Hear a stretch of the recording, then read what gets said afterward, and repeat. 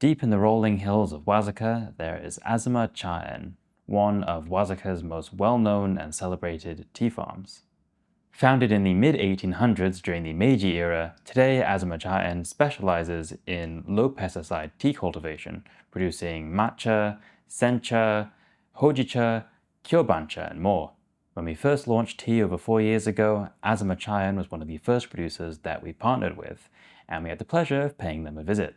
Wazuka is known for its hilly terrain, so luckily, Teruko-san picked us up from the train station and gave us a ride to her house for a spot of tea, before showing us around her aracha factory and then through her vast fields of beautiful green tea.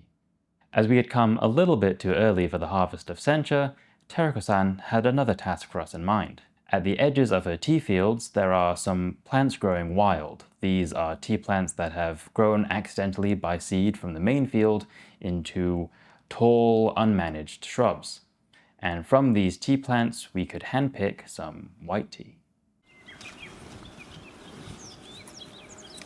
これは白茶になりますか？なれます。できる。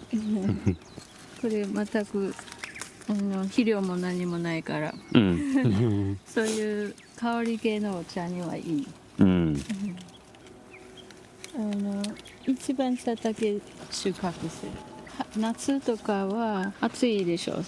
虫がすごく多い。ああ、そうですね。だから夏は消毒薬しないと茶取れへんから。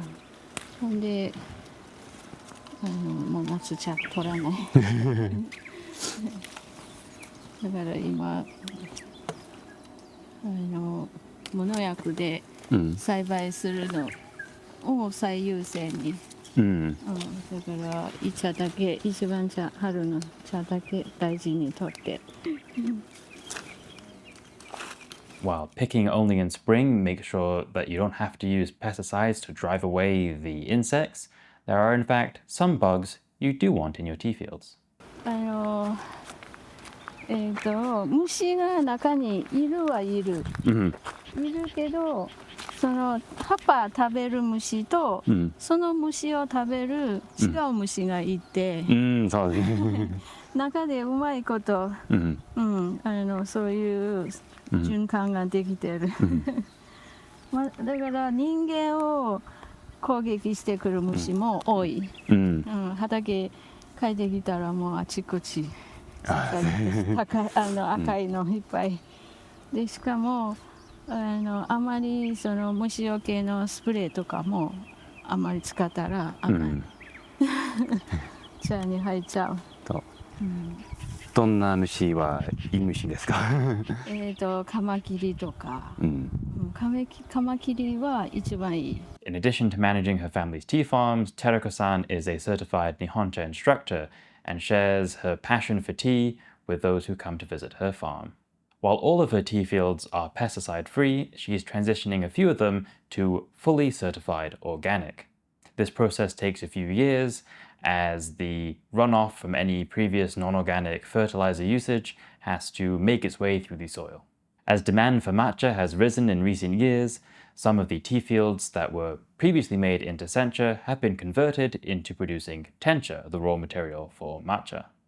One of these matchas, Kanoyama, made from their okumidori tea plants, is one of our best-selling teas. It is a beautiful expression of the okumidori cultivar's deep green flavor and slightly nutty finish. The hilly terrain of these tea fields makes it hard to erect tana or shelf-style shading systems, so all of her shaded teas, her matchas and kabuseichas, are shaded directly in a style known as chikakabuse. While Teruko-san has the insects under control, there is one slightly larger pest she hasn't quite been able to manage: the deer. So these fields are okumidori. These are going to be made into sencha, which is our Asanagi from Azuma Tea Farm. Unfortunately, the local deer have taken some of the harvest from this year, as you can see.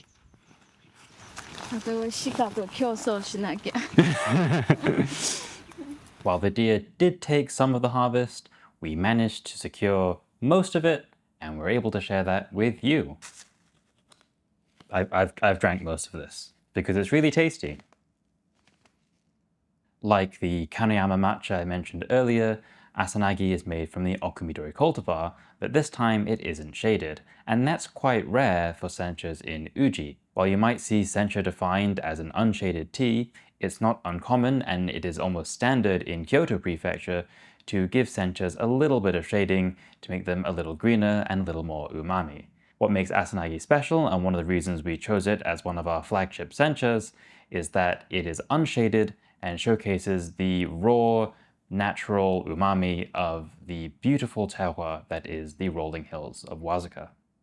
I'll be brewing this in a slightly different manner than usual by putting the leaves into the hot water. This is something that is done in sencha-do, or the sencha tea ceremony, which I'll speak about in a future video.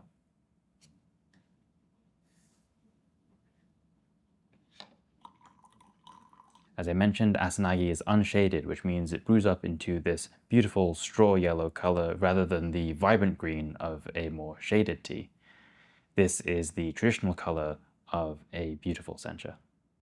One of the reasons we picked this tea when we first launched is its really luscious body and beautiful roundness.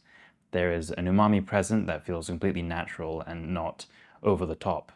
It's just this lovely, warm, velvety support to these lovely little aromatic notes. If you're wondering what happened to all of the white tea that we picked, we brought it home to the hotel room to make into white tea.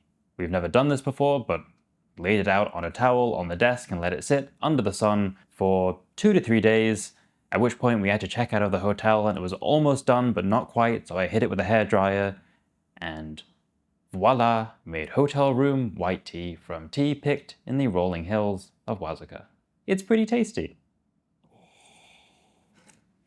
It's pretty good. Japan doesn't really have a tradition of making white tea, unlike China, and this is compounded by the fact that white tea almost necessitates hand picking, and the majority of tea in Japan is picked by machine. So this is quite the unique treat. White tea isn't really oxidized intentionally the same way that an oolong or a black tea is, but because it's not steamed or heated to kill all of the enzymes, a little bit of oxidation does occur as it dries, and this oxidation only stops when it is fully dry. So there's a sort of micro-oxidized aroma to white tea, which gives it this really lovely floral characteristic.